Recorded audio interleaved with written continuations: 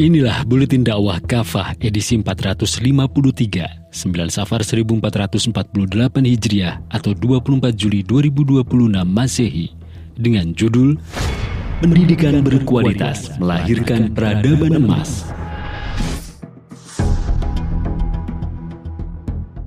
Indonesia dilaporkan sebagai kategori negara dengan anggaran sektor pendidikan terendah di sekitar 1,3% dari PDB. Data ini merupakan kompilasi dari UNESCO Institute for Statistics, World Bank, GeoFactBook, serta infografik se-Asia Stats. Sementara itu, anggaran perpustakaan nasional justru diturunkan separuhnya, dari 721 miliar rupiah pada 2025 menjadi 377,9 miliar pada 2026. Pemangkasan anggaran buku berdampak pada pengurangan distribusi buku untuk warga, terutama ke kawasan 3T. Kecilnya anggaran menjadi tamparan rencana Astacita mewujudkan Indonesia Emas 2045. Padahal pendidikan adalah investasi masa depan suatu bangsa untuk berkemajuan. Ironi pendidikan dan nasib guru. Dalam APBN tahun anggaran 2026, anggaran pendidikan mencapai sekitar 757,8 triliun rupiah. Akan tetapi, sebagian diantaranya dialokasikan untuk berbagai program lintas sektor, termasuk program makan bergizi gratis atau MBG. Padahal investasi di bidang pendidikan yang memberikan dampak jangka panjang terhadap kualitas pembelajaran umumnya mencakup peningkatan kompetensi dan kesejahteraan guru, rehabilitasi sarana prasarana pendidikan, penyediaan bahan ajar, penguatan literasi, serta peningkatan kualitas proses belajar mengajar. Sejumlah persoalan pendidikan Indonesia masih memerlukan perhatian serius. Berbagai survei menunjukkan bahwa sebagian besar guru honorer masih menerima penghasilan yang jauh di bawah standar kebutuhan hidup layak. Hal ini berpotensi mempengaruhi kesejahteraan dan motivasi profesional mereka. Pemerintah juga masih menghadapi tantangan besar, di antaranya memperbaiki 980.000 sekolah yang mengalami kerusakan sedang maupun berat. Tantangan lainnya adalah bagaimana meningkatkan akses infrastruktur menuju sekolah, terutama di daerah tertinggal, terdepan, dan terluar atau 3T. Masih banyak peserta didik dan guru harus menempuh perjalanan dengan menyeberangi jembatan rusak, jalan yang sulit dilalui, bahkan medan yang membahayakan untuk mencapai sekolah. Pendidikan berkualitas dalam sistem Islam. Islam memandang pendidikan sebagai fondasi utama pembangunan manusia dan peradaban. Bahkan wahyu pertama yang diturunkan kepada Rasulullah SAW terkait perintah untuk membaca. Lihat Quran Surat Al-Alaq ayat 1-5. Karena itu Islam sangat menghargai ilmu dan orang-orang yang berilmu.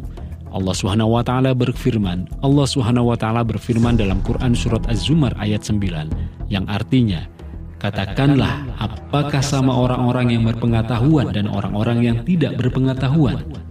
Dalam Quran Surat Al-Mujadilah ayat 11, Allah SWT juga berfirman, yang artinya, Allah akan meninggikan orang-orang yang beriman dan orang-orang yang diberi ilmu pengetahuan di antara kalian beberapa derajat. Allah Maha Tahu atas apa yang kalian lakukan.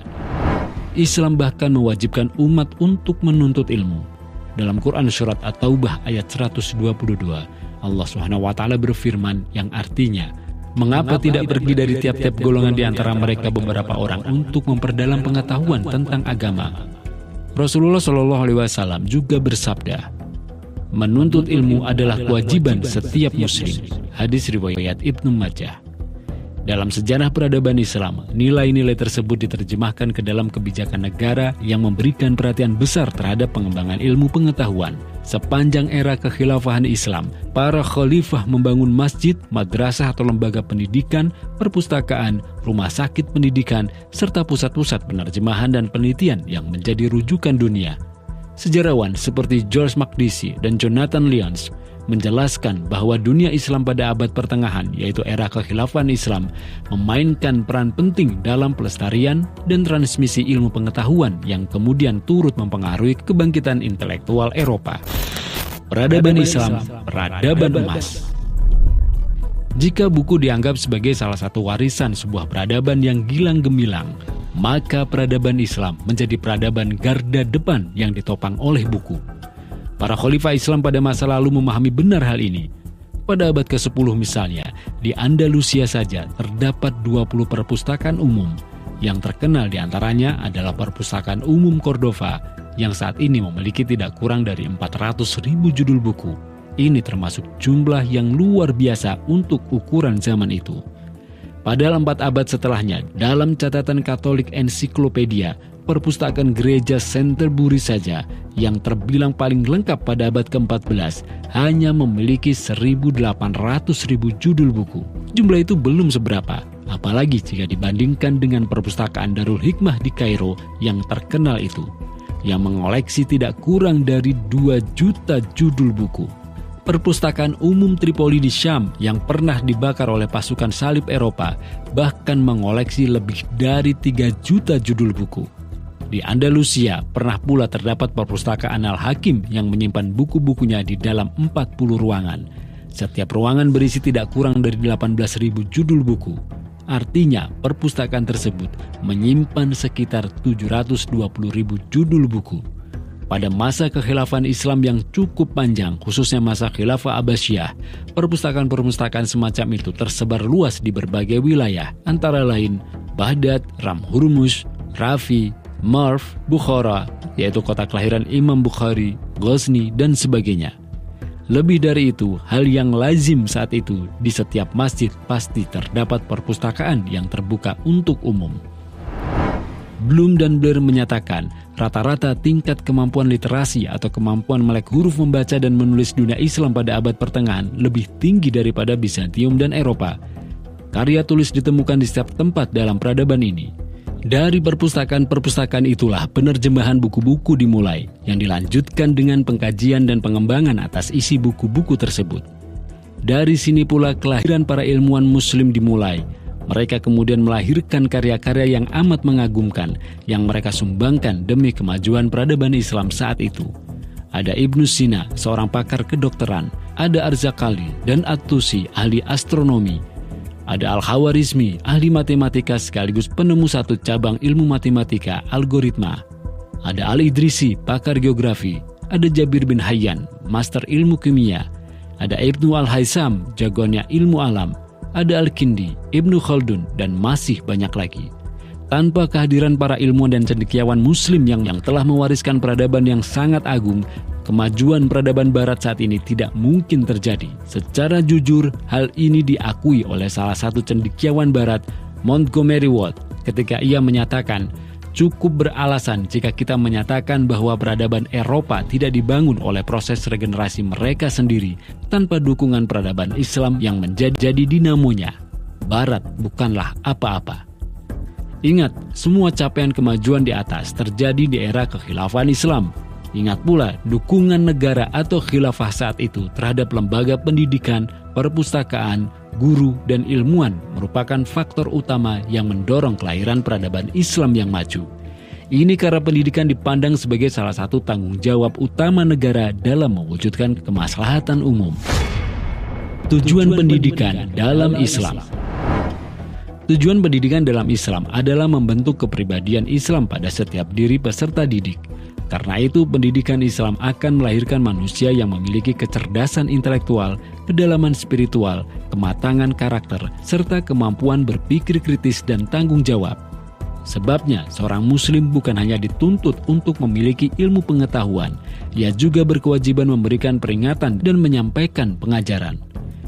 Allah SWT berfirman dalam Quran Surat Al-Ghasyiyah ayat 21 yang artinya, karena itu berilah peringatan karena sesungguhnya kamu hanyalah pemberi peringatan. Rasulullah SAW juga bersabda, yang terbaik di antara kalian adalah orang yang mempelajari Al-Quran dan mengajarkan Al-Quran. Hadis riwayat Bukhari. Beliau pun bersabda, sampaikan dari aku walau satu ayat. Hadis riwayat Al-Bukhari. Dengan pendidikan yang berkualitas, lahirlah generasi polimet. Mereka mampu mengembangkan sains dan teknologi, sekaligus berdakwah, melakukan amar ma'ruf nahi mungkar. Ilmu pengetahuan dalam sistem pendidikan Islam benar-benar menjadi sarana untuk mewujudkan kemaslahatan umat, membangun peradaban emas yang menginspirasi dunia, serta menebarkan rahmat bagi alam semesta. Ini sesuai dengan tujuan pengutusan Rasulullah SAW.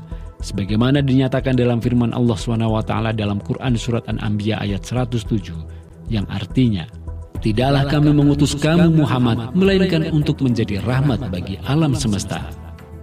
Menurut Ibnu Katsir dalam tafsir Al-Quranul Azim, siapapun yang menerima dan mengikuti risalah Nabi Muhammad SAW akan memperoleh rahmat di dunia dan di akhirat. Sebaliknya, penolakannya menyebabkan manusia kehilangan petunjuk yang menjadi sebab keselamatan.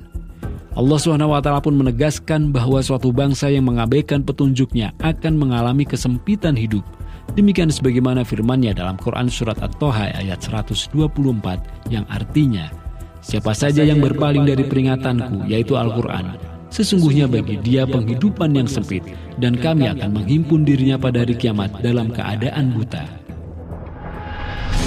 Khotimah. Islam mengarahkan pendidikan agar kaum muslim menjadi kekuatan adidaya yang memimpin dunia. Dengan lahirnya para ulama ahli di bidang sakofah dan para ilmuwan ahli bidang sains dan teknologi. Untuk mewujudkan cita-cita ini, maka tidak ada jalan lain kecuali kaum muslim harus menerapkan Islam secara kafah dalam sistem pemerintahan Islam, yaitu khilafah. Sebagaimana dulu, kekhilafahanlah yang akan melanjutkan kehidupan Islam sekaligus membangkitkan kembali peradaban Islam yang akan memberikan kemaslahatan bagi dunia. Wallahu a'lam bishawab.